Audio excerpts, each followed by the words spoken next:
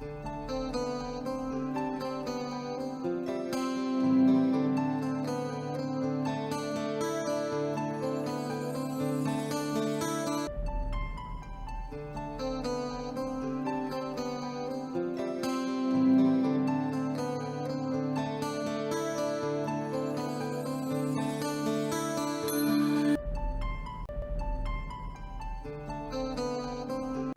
este é o programa Fator Paranormal, capítulo 1. Eu sou Kátia de Gaia, para você que está assistindo pela primeira vez. No programa anterior, ou digamos, na minha apresentação, você soube um pouquinho da minha infância e hoje eu continuo contando sobre a minha infância, sobre alguns casos que aconteceram comigo a partir de uma determinada idade. É engraçado, vocês sabem que dentro da concepção onde eu mais pesquiso e também vivencio, dentro da espiritualidade, é falado que com 7 anos de idade existe um despertar espiritual e mediúnico, onde de alguma forma o espírito ele começa a acessar o seu processo kármico, né, nesta vida, e ainda ele tem muita noção, muita visão e muita consciência da sua vida anterior. Pois é, eu acredito que eu comecei a sentir isso um pouco antes dos 7 anos de idade, porque, como eu disse, eu tinha sonhos muito interessantes, sonhos que eu não compreendia, porque eram com seres falando comigo. E hoje eu posso dizer para vocês que esses seres, eles realmente eram meus amparadores, amigos, podiam ser também familiares que já se foram, como consciências de outras dimensões. E eu não vou colocar aqui negativo ou positivo. Nós vamos colocar que eram seres, consciências. Eu não estou aqui para dizer certo, errado, bom, ruim, positivo ou negativo. Eu quero dizer que eu acessava esses seres. E aos 7 anos de idade, isto explodiu. Isto foi muito mais forte na minha vida, porque de uma hora para outra, eu entrei na minha fase escolar, né, primeiro ano, lá atrás era primeiro ano escolar, e eu tive um problema nas pernas, da cintura para baixo. Eu tive uma doença infantil, uma neoflebite, que era uma febre reumática, que me paralisou. Então eu fiquei durante quase 6 meses, um período, 6 meses, sem andar, totalmente dependente das pessoas. Se vocês me perguntarem o que eu lembro dessa fase, eu me lembro muito bem como era viver isto com a dependência das pessoas. Mas eu sei como isto fez com que eu tentasse entender o que estava ocorrendo. E eu não tinha respostas. Porque não veio do nada, né? Isto veio do nada, na verdade. Não vinha outras situações. Minha mãe e meu pai atrás de médicos, atrás de especialistas que entendessem o que estava acontecendo, porque não cedia esta febre, esta inflamação, e eles diziam, inclusive, que eu não ia voltar a andar. Então imagina isto, foi muito difícil para mim, eu chorava bastante, então eu me lembro muito bem, porque eu adorava estudar. E não ir para a escola era muito complicado, então eu emagreci bastante, eu perdi tônus, vitalidade, eu estava muito branquinha, foi quando eu comecei a ter bastante anemia. Então assim, eu era uma criança normal que ficou doente. Mas aí o que aconteceu? O desespero te leva para muitas coisas, não é mesmo? A gente vê, né? Fase adulta, pai, mãe, se preocupa com o filho, vai atrás. E meus pais começaram a vai na igreja, vai em centro, porque antigamente existiam centros, mas numa quantidade muito menor. E eles caíram dentro de um centro onde minha prima era dirigente, e eles pediram para que a minha prima viesse até em casa. No caso, meu pai foi até o local, foi visto que existe uma interferência espiritual e minha prima agendou um dia, um horário para vir na minha casa. E eu me recordo claramente a hora que aquela manifestação, aquele espírito estava ali. Eu olhava, né, para uma pessoa adulta falando como uma criança comigo, me perguntando, me questionando o que eu sentia, o que eu deixava de sentir. E eu falava dos meus medos, porque naquele momento os sonhos foram maiores, os seres que eu tinha contato já era muito maior, porque eu os via assim, em cima de mim, sob a cama.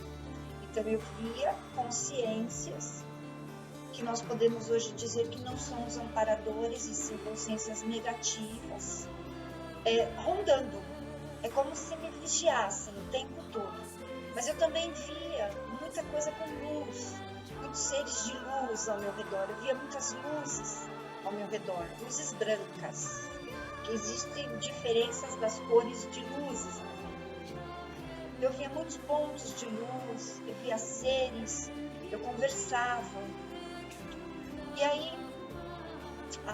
aquele ser conversou comigo e disse que eu voltaria a andar, que o que tinham feito para mim ou para os meus estava sendo dissipado naquele momento. E assim foi. No dia seguinte, eu acordei, mexi meus pés, há muito tempo que eu não fazia isso, e voltei a caminhar. Então, eu fui me recuperando de uma situação na qual não tinha precedentes, não tinha porquê, e de um dia para o outro, então da noite para o dia, isto magicamente se resolveu. É óbvio que existe uma interferência divina em tudo que ocorre na nossa vida. Talvez o que eu precisasse ali era daquele ser conversando comigo para que eu tivesse um entendimento maior, porque foi ali onde tudo começou na minha vida, dentro da espiritualidade que eu pratico até hoje. E para mim foi um exemplo de humildade e de simplicidade daquele ser, porque era um ser criança, né? Para quem conhece dentro da linguagem da Umbanda, era um erê, e ela estava em contato comigo o tempo todo, me perguntando coisas que eu sentia, que eu via, e dos meus medos.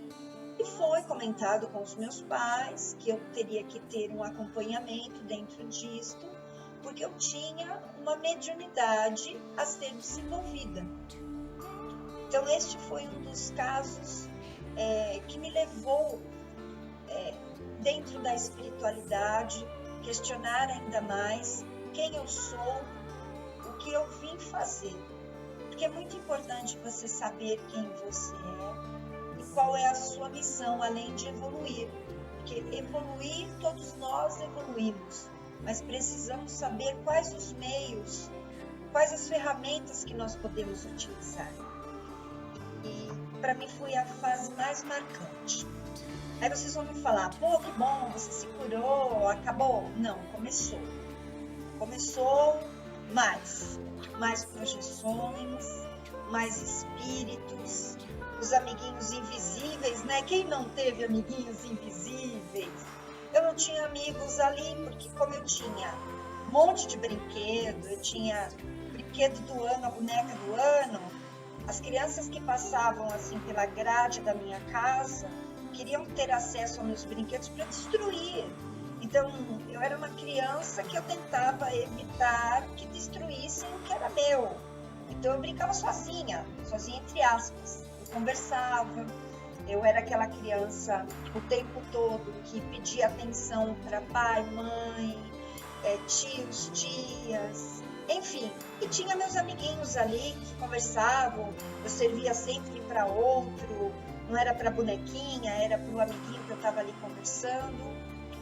E uma outra coisa, eu era sonâmbula. Pois é, então era complicadíssimo. Eu levantava muito à noite, né? Me sentava e ficava batendo papo. E batia papo, longos papos, né? Minha mãe, coitada, tenta imaginar. Não me acordava, esperava meus altos papos acabarem, eu deitava e dormia. Então, você que já foi sonâmbulo, ou você que convive com sonâmbulo sabe que os papos são bons, né? Fala mesmo. Então, conta segredos, fala um monte de coisa. Então, isso no sonambulismo hoje, ele é muito tratado pelo Instituto do Sono, pelos psicólogos, terapeutas. Hoje, a hipnose também ajuda muito dentro dessa questão do sonambulismo, para que seja apaziguado. Então, na época, também foi um recurso, um dispositivo, alguma válvula que foi solta ali, disparou, e eu comecei a andar pela casa. Então eu andava, eu conversava, eu abria os olhos. Então, às vezes, meus pais não entendiam se eu estava acordada, se eu estava dormindo, enfim. E tudo isso, 7, 8 anos de idade. Imagina. Mas olha, foi uma fase interessante. Uma fase de autodescoberta, e eu acho que foi bem legal também para os meus pais, porque meus pais puderam aí optar por uma nova versão religiosa, ou uma fonte de maior abertura religiosa, ou uma doutrina, ou uma fase de aprendizado para eles também. Porque a partir dali nós começamos a frequentar este local, esse templo, e ali eu comecei a ter a minha preparação. Então, eles falavam assim, a linguagem que se fala em terreiro, né? Vamos fechar o corpo dela para que ela não sonhe mais, não tenha mais essas crises de sonambulismo. E assim, você tem 7 ou 8 anos de idade, quem é que decide por você? Hoje, a minha sobrinha, eu conheço crianças também, fora ela, de que desde os 5 anos, 6 anos de idade, já escolhia a roupa, o sapato que usar. Eu não, minha mãe até uma determinada idade muito mais extensa que esta, até uns 13 anos, minha mãe colocava a roupa que eu ia vestir, o sapato. E aí, se eu não vestisse, minha sobrinha, outras crianças, não, elas usam o que querem, determinam, hoje elas têm opinião. Na época, eu não tinha, devido à minha criação. Então, entre aspas, disseram que fecharam meu corpo, mas eu continuava com sonhos, e para mim parece que a coisa ficou mais embolada ainda quando algumas coisas foram proibidas ou fechadas neste íntimo. Então entendam que não existe essa coisa de fechar corpo, gente, nem para proteção, nem para defesa, nem para não sonhar. Isso não existe. O que existe é uma interferência espiritual nesta linguagem, para que você se prepare com estudos ou pesquisas, até que você entenda um pouco mais do que está acontecendo com você. Então, hoje, lembrando disso tudo, se eu tivesse força para escolher, eu diria, não faça. Não permita que os outros tomem as decisões por vocês, tá bom? Então, este foi mais um capítulo da minha vida. Voltamos em breve com mais um. Até lá!